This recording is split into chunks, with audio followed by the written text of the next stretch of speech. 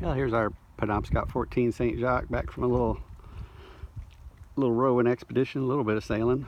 Wind died, starting to pick back up a little bit now. Got a couple miles in. We just came back to the beach. Show you some of the sail rigging, sail controls we have. There's a Spritsail, that long spar going up to the peak. There's the Sprit itself. This spar about 1.25 inches, 1.5 inches diameter.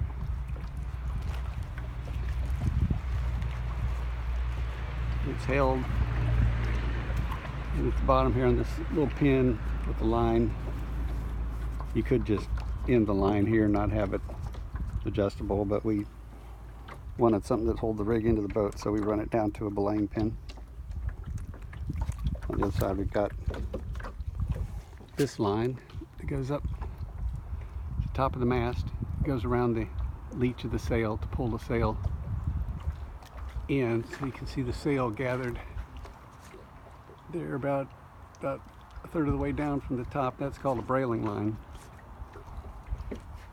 And then at the bottom we've got a little furling line, so when we go out, if we don't want anything flapping, we'll just tie the sail up when we're ready to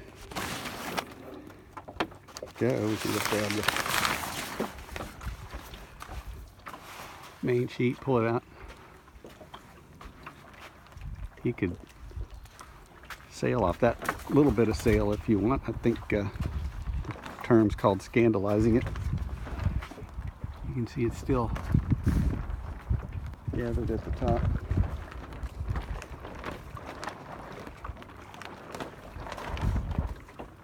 And when you want full sail, you take and you let loose the brailing line.